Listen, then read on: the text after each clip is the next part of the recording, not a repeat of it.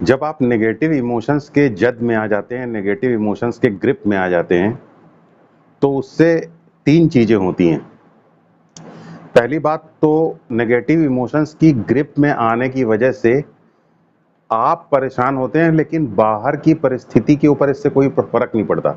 मान लीजिए कि आपकी ट्रेन छूट गई है और आप नेगेटिव इमोशंस की ग्रिप में आ गए हैं ट्रेन छूटने की वजह से, तो आप नेगेटिव इमोशंस की वजह से परेशान सिर्फ होते हैं, आपकी ट्रेन वापस नहीं आती। तो ये बात, पहली बात ये इम्पोर्टेंट जानने वाली है कि बाहर की परिस्थिति पर आपके नेगेटिव होने से कोई असर नहीं पड़ता है, उसके सुधार में कोई असर नहीं पड़ता। तो नंबर 1 बात ये। नंबर 2, जब आप नेगेटिव इमोशंस की ग्रिप में आते हैं, तो आपकी बाहर की परिस्थितियों से लड़ने का और बाहर की परिस्थितियों से इंटरैक्ट करने की योग्यता में गिरावट आ जाती है। तो योग्यता में गिरावट आने का मतलब क्या है? जैसे मान लीजिए कि आपकी ट्रेन छूट गई, तो ट्रेन छूट गई, लेकिन अगर आप नेगेटिव इमोशंस की ग्रिप में आ गए, तो आपकी योग्यता बाहर की परिस्थितियों से लड़ने की इतनी कम हो जाएगी कि आप बस भी नहीं पकड़ पाएंगे। तो आपकी योग्यता गिर जाती है जब आप नेगेटिव इमोशंस की ग्रिप में आ जाते हैं। तो दूसरा नुकसान ये है। तीसरी चीज, नेगेटिव इमोशंस की ग्रिप में आने की वजह से आपका स्वास्थ्य गिर जाता है, आपका ब्लड प्रेशर हाई हो जाता है और आप डिप्रेशन का शिकार हो जाते हैं, आप हमेशा टेंशन में रहने लग जाते हैं, आपका स्वास्थ्य धीरे धीरे धीरे धीरे गिरना शुरू हो जाता है, आपके स्किन डिजीज भी हो सकती है नेगेटिव इमोशंस के ग्रिप में बार बार रहने से। खासतौर से जब नेगेटिव इमोशंस की वजह से आप काम इनकम्प्लीट काम रह जाए, आप काम कंप्लीट ना कर पाएं, तो इसमें आपकी कॉन्शियसनेस इस प्रकार कन्वोल्यूटेड होती है कि आपको स्किन डिजीज तक हो सकती है। तो ये आपका स्वास्थ्य जो है गिरना शुरू हो जाता है जब आप नेगेटिव इमोशंस का शिकार हो जाते हैं। तो ये तीसरा इसका सबसे खतरनाक पहलू है। तो नेगेटिव इमोशंस को फिर रोकने के लिए क्या किया जाए? देखिए, अगर आप नेगेटिव इमोशंस को रोकने की कोशिश करते हैं, तो आपको सबसे पहले तो ये बात जानना होगा कि नेगेटिव इमोशंस आपके लिए खतरनाक है। जब ये बात आप समझ जाएंगे, तभी आप नेगेटिव इमोशंस को रोकने के लिए कोई यथोचित प्रयास करेंगे। और जब इतनी बात आप समझ करके, जैसा कि मैंने अभी बताया, आप आगे बढ़ेंगे, तो फिर आपके लिए अगली बात ये है कि नेगेटिव इमोशंस जो है वो आपकी 4 चीज़ों के ऊपर अटैक करते हैं। पहली चीज़ जिसके ऊपर नेगेटिव इमोशन अटैक करता है वो आपका चेहरा। दूसरी चीज़ नेगेटिव इमोशन जिसके ऊपर अटैक करता है वो है आपकी सांसें। तीसरी चीज़ जिसके ऊपर नेगेटिव इमोशन अटैक करता है वो है आपकी मसल्स या आपकी मांसपेशियाँ। और चौथी चीज जिसके ऊपर नेगेटिव इमोशन अटैक करता है वो है आपके विचार का प्रवाह या आपका जो थॉट है, थॉट्स या माइंड के ऊपर आपके अटैक करता है, आपके थॉट प्रोसेस को हाईजैक कर लेता है, आपके थॉट प्रोसेस के ऊपर अटैक करता है। तो पहली चीज जो आपका चेहरा है, उसको नेगेटिव इमोशन से कैसे बचाएं? देखिए, आपका जो चेहरा है ये एक बॉटल की तरीके से है। अब अगर आप बॉटल खुली रखेंगे और बारिश हो रही है तो बॉटल में पानी भर जाएगा। उसी तरीके से ये जीवन दुख की बरसात करता रहता है, और अगर आपका चेहरा खुली हुई बोतल है तो पानी उसमें दुख का भरता जाएगा और आपका चेहरा हमेशा दुख में डूबा रहेगा। तो आखिर हम क्या करें कि चेहरे की बॉटल में दुख का पानी ना जाए? बस उसको कॉर्क बंद कर दीजिए, उसका जो ढक्कन है बंद कर दीजिए। तो ढक्कन क्या है जो चेहरे को बंद करता है? चेहरे की बॉटल को बंद करने वाला ढक्कन क्या है? ढक्कन है आप स्माइलिंग, मुस्कुराना। तो अगर आप मुस्कुराते रहते हैं थोड़ा सा, तो क्या होता है कि आपका चेहरा अपने आप लॉक हो जाता है। जैसे आप ऐसे मुस्कुराइए तो आपका चेहरा लॉक हो जाएगा अपने आप, मसल्स ही लॉक कर देंगी चेहरे को। मैं एक बार बहुत साल पहले एक प्ले देख रहा था, तो उसमें प्ले में जो है एक जो प्ले की हीरोइन है, तो वो जो है एक फेस पैक लगाए हुई थी, ब्यूटी फेस पैक था, प्लास्टर ऑफ पेरिस की तरीके से। और तो वो थोड़ी देर लगाने के बाद वो सूख गया था। तो अचानक उसको, हीरोइन को ये बात पता चली, उसे कुछ एक दुख भरी खबर पता चली। तो उसका जो फर्स्ट रिएक्शन था तो वो थोड़ा उस तरीके का था, जैसे होठ उसके फैल गए थोड़े, जैसे हाथी किसी के ऊपर पैर रख देता है तो उसके दर्द के मारे होठ फैल जाते हैं, तो वैसे ही उसके होठ फैल गए। अब होठ फैलने की वजह से, उसकी होठ फैलने की वजह से मड पैक क्रैक हो गया। तो मड पैक किनारे से जब क्रैक हो गया तो ऐसा उसको देख करके लग रहा था जैसे कि वो उसका स्माइलिंग फेस है, जबकि वो अंदर से बहुत दुखी थी, लेकिन चेहरा स्माइलिंग उसका बना हुआ था। तो बड़ा कॉमिक टाइप की सिचुएशन उससे क्रिएट हो गई थी। हालांकि सिचुएशन ट्रेजिक थी, लेकिन उसका प्रेजेंटेशन बड़ा कॉमिक लग रहा था। एग्जैक्टली यही करना है आपको। जब नेगेटिव इमोशन चेहरे के ऊपर अटैक करे तो आपको अपने चेहरे को जबरदस्ती स्माइलिंग बनाए रहना है। जबरदस्ती स्माइलिंग बनाने से मेरा तात्पर्य वाकई जबरदस्ती से है। जैसे अगर हो सके तो रुमाल लीजिए और रुमाल लेकर के चेहरे को ऐसे ऐसे करिए ताकि उसका स्माइलिंग कैरेक्टर बना रहे। जबकि नेगेटिव इमोशन इतनी तेजी से अटैक आपके चेहरे के ऊपर करेगा कि बार बार आपके चेहरे को उदास कर देगा, लेकिन आप अपने दोनों उंगलियों से रुमाल लेकर के इसको ऐसे फैलाइए, स्माइलिंग बनाए रखिए उसको, तो उसकी बॉटल बंद हो जाएगी। जब बॉटल बंद हो जाएगी तो नेगेटिव इमोशन इसके ऊपर अटैक नहीं कर पाएगा। तो ये तो पहली बात है।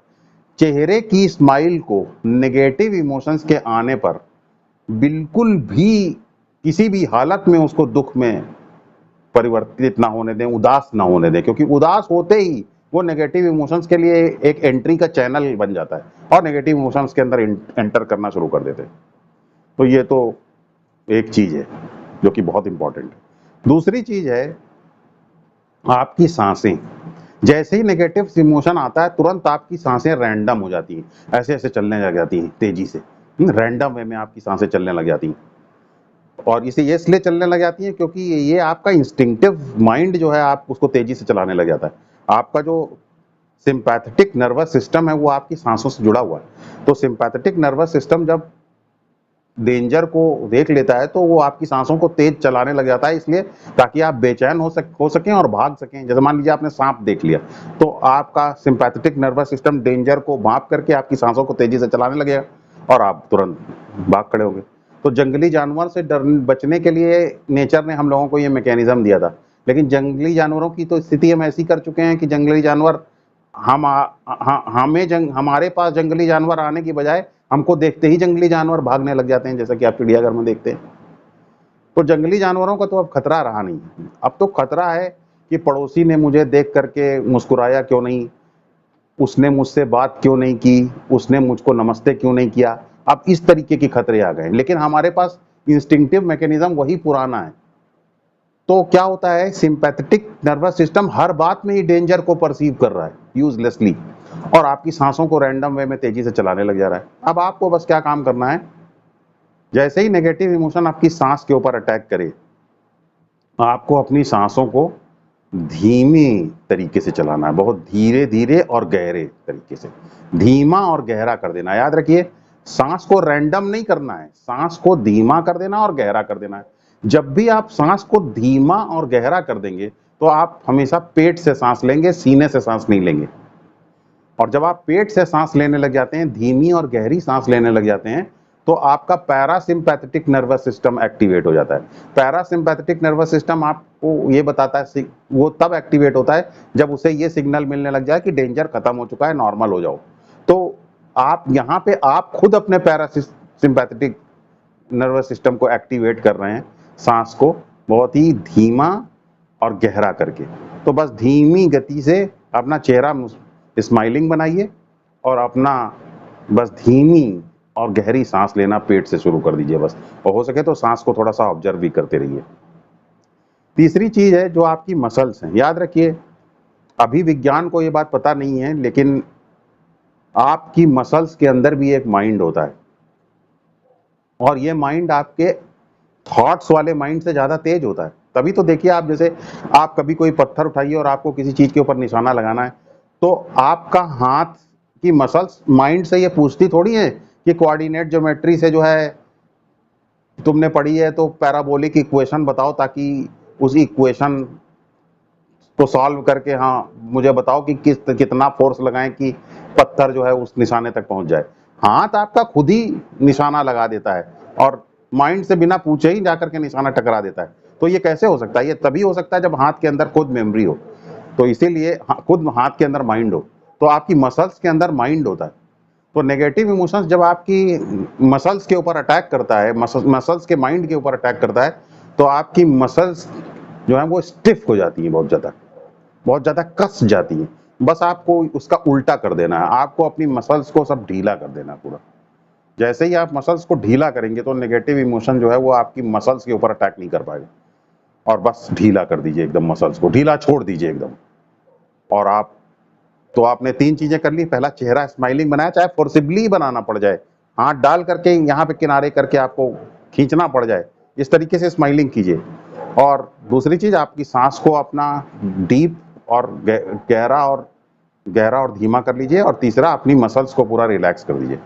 और चौथी चीज है जो आपका माइंड है, यानी आपके थॉट्स। याद रखिए, जब आपका नेगेटिव इमोशन आपके ऊपर अटैक करता है और आप अपने चेहरे को स्माइलिंग बना करके, अपनी सांसों को धीमा करके और अपनी मसल्स को रिलैक्स कर रहे होंगे, तो नेगेटिव इमोशन आपको ऐसे थोड़ी छोड़ देगा। नेगेटिव इमोशन आपके ऊपर आपके थॉट्स के थ्रू अटैक करेगा। वो कहेगा, बाहर की परिस्थितियां इतनी खराब हैं और तुम स्माइलिंग फेस बना रहे हो और जो है अपनी सांसों को धीमा कर रहे हो और मसल्स को ढीला कर रहे हो, तुम बेवकूफ हो, बाहर परिस्थितियां इतनी खराब हैं और तुम ये सब काम कर रहे हो।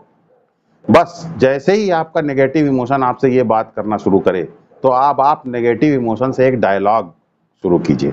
नेगेटिव इमोशन से आप बात करना शुरू कीजिए। आप नेगेटिव इमोशन से कहिए, हे नेगेटिव इमोशन, प्लीज मुझे ये बताइए कि अगर मैं आपके द्वारा दी गई नेगेटिविटी को और दुख से अपने आप को पैरालाइज कर लेता हूं, अपने आप को घायल कर लेता हूं, अपने आप को दुखी कर लेता हूं, तो क्या इससे बाहर की परिस्थिति ठीक होगी? पूछिए नेगेटिव इमोशन से ये सवाल, बात करिए उससे। तो नेगेटिव इमोशन आपका चुप हो जाएगा, वो कहेगा कि नहीं, बाहर की परिस्थिति तो ठीक नहीं होगी। वो ऐसा बोलेगा, घबराएगा, क्योंकि बाहर की परिस्थिति ठीक नहीं होगी, ये वो भी जानता है। उससे बात कीजिए।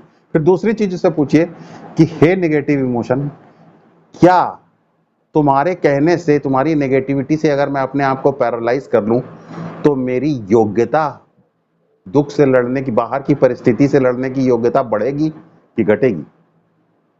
तो नेगेटिव इमोशन कहेगा कि अरे, योग्यता वगैरह की थोड़ी ज्यादा जरूरत थोड़ी होती है। तो नेगेटिव इमोशन को ये बताइए कि कैसे योग्यता की जरूरत नहीं होती है। बाहर की परिस्थिति से लड़ने के लिए कुछ योग्यता तो चाहिए ही। और उसको ये एग्जाम्पल दीजिए कि हमारे शास्त्रों में ये बताया गया कि हम भगवान से कभी ये नहीं कहते, ये शिकायत नहीं करते कि भगवान आपने मुझे विपरीत परिस्थिति क्यों दी। हम भगवान से हमेशा ये कहते हैं कि भगवान आप मेरा साथ दीजिए कि मैं इस परिस्थिति से लड़ सकूं। इसका मतलब क्या हुआ? भगवान मुझे शक्ति दीजिए, मेरे अंदर योग्यता का विकास कीजिए ताकि मैं विपरीत परिस्थिति से लड़ सकूं। तो हम भगवान से योग्यता मांगते हैं, विपरीत परिस्थिति को के लिए शिकायत नहीं करते, योग्यता मांगते हैं। जब आपके पास योग्यता होती है तो विपरीत परिस्थितियों को तो आप तुरंत मुकाबला कर सकते हैं। जैसे आप देखिए कि आप एक पुलिस ऑफिसर हैं, आपके पास बहुत सारे पावर्स हैं, और कोई छोटी मोटी समस्या आती है, कोई भी समस्या आती है, तो आपके पास इतने पावर्स हैं, इतने आपके पास इतने संसाधन हैं कि आप तुरंत उसका मुकाबला कर लेते हैं। तो योग्यता ज्यादा महत्वपूर्ण है। अगर योग्यता बढ़ा दी जाए तो बाहर की परिस्थिति को काबू करना ज्यादा मुश्किल थोड़ी है। तो ये बताइए, उसको समझाइए कि योग्यता बहुत महत्वपूर्ण चीज है। योग्यता से तो बाहर की परिस्थितियां, विपरीत परिस्थितियां बड़ी छोटी हो जाती है, क्योंकि योग्यता आपको रिसोर्सेस प्रदान करती है। इस तरीके से उसे रैशनलाइज कीजिए कि क्या मैं अपनी योग्यता को गिरा, आपके कहने से अगर मैं अपनी योग्यता को पैरालाइज कर लेता हूं, तो इससे क्या मैं बाहर की परिस्थितियों से लड़ पाऊंगा, बाहर की परिस्थितियों से निपट पाऊंगा? तो जब आप इस तरीके से बातचीत करेंगे तो फिर आपका नेगेटिव इमोशन जो है वो चुप हो जाएगा। फिर तीसरी बात उससे पूछिए, कहिए कि देखो,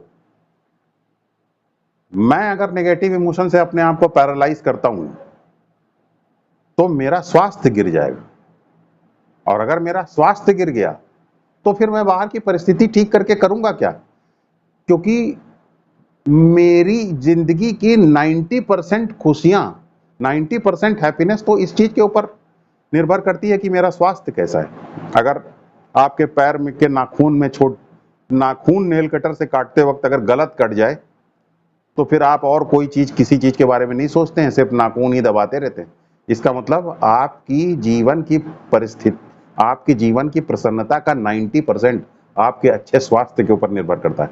तो अगर आपने नेगेटिव इमोशन ने आपके स्वास्थ्य को नुकसान पहुंचा दिया, तो फिर बाहर 10% परिस्थितियों को ठीक करके भी क्या करेंगे? तो ये उसको बताइए नेगेटिव इमोशन को कि मेरी 90% हैप्पीनेस तो मेरे स्वास्थ्य के ऊपर निर्भर करती है। तो मैं तुमसे क्या करूंगा? अगर मैं पैरालाइज कर लूंगा तो फिर मैं बाहर की परिस्थिति को ठीक करके करूंगा भी तो क्या? तो ये उसको बताइए, रैशनलाइज कीजिए, बातचीत कीजिए उसके साथ। तो नेगेटिव इमोशन जो है आपके थॉट के प्रोसेस के ऊपर अटैक नहीं कर पाएगा। और नेगेटिव इमोशन आपके थॉट के अंदर जो कहानियां चलाता है उसको जाप करिए हुए हैं, ओम नमः शिवाय बोल करके उसके जाप के करके उसे रोकिए थॉट प्रोसेस को।